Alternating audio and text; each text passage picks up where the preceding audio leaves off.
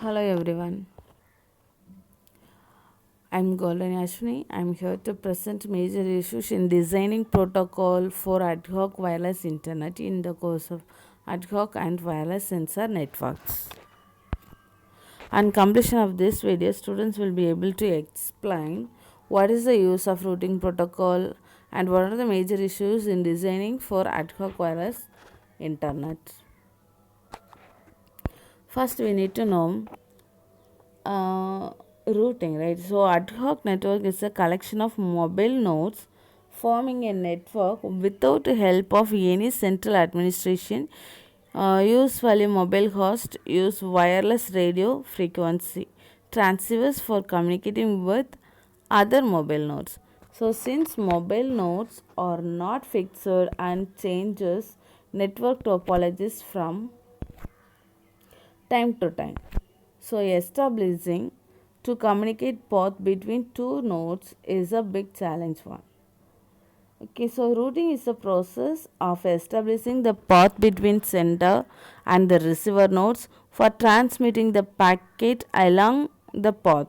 So different types of routing protocols are widely used to discover a path between two nodes and take the responsibilities of routing the packet to the intended destination with minimized delay.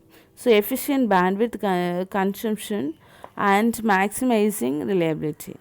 Since two hosts wishing to exchange packets cannot be able to communicate directly, some form of routing protocol is necessary to relay the packets between nodes. So when the destination is few hops away from the source node, multi-hop communication needs to be used for establishing path between the source and the destination. So the major issues is routing protocol used actually in wired network cannot be directly applied to the ad hoc wireless networks because of the some designing constraints. So first one is node mobility, second bandwidth constraint, third error prone shared broadcast radio channel, then hidden and exposed terminal problems, resource energy constraints, security, highly dynamic topology, no infrastructure for centralized administration. So the design of new routing protocol has to consider the design constraints of ad hoc wireless network to meet out the requirements of an efficient routing protocol. So ad hoc wireless networks are dynamic in nature. So establishing end to end connections is too difficult in ad hoc environments. So there are many design challenges that need to be considered while designing a new routing protocol in ad hoc wireless network. So the major issues in designing a routing protocol in ad hoc networks are explained. First one is node mobility, right? So the nodes used in ad hoc network are highly dynamic due to the movement of nodes. So mobility nature of nodes caused frequent path break. Sometimes the node which acts as a forwarder node may move away and leads to path break. So frequent path break occurs due to the movement of intermediate nodes or end nodes along the path. So the design of routing protocol has to consider this issue to introduce efficient algorithm for determining alternate path with little delay. Then second one is bandwidth constraints. So wireless link has limited bandwidth due to limited radio spectrum. Hence the wireless links carrying large amount of data is not possible in ad hoc network. So frequent dynamic topology leads to high control over overhead. So the bandwidth is affected by multiple axes, fading, noise, interference conditions, etc. So message aggregation exceed the network capacity frequently. Then third one is error prone shared broadcast radio channel. So the capacity and link error probability of wireless link varies from time to time. So collision may occur at node because of hidden terminal problems and exposed to terminal problems. So, the newly designed routing protocol has to take this as a serious issue and must introduce specific algorithm to avoid collision. Then hidden and exposed terminal problems. So consider node A and node C are in the transmission range of the node B but is hidden from each other. If both the nodes try to communicate with node B simultaneously, collision may occur at node B. So this event cannot be identified by node A and the node C. So this happens because node A is hidden from node C. So node A is not aware of the transmission between node C and node B.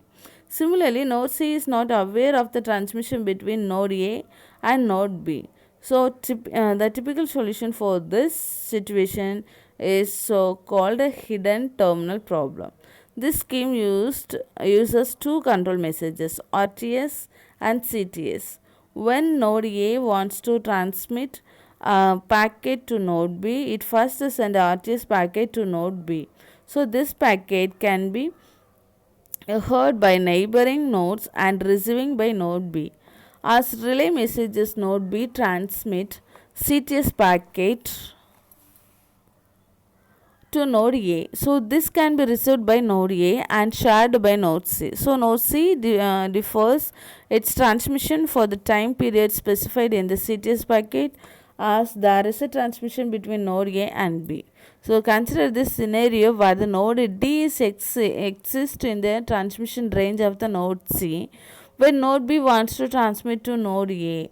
So at the same time node C cannot be communicate with node D.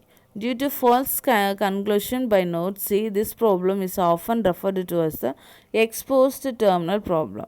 So both the hidden and the exposed terminal problems causes reduction of network throughput when the traffic load is high.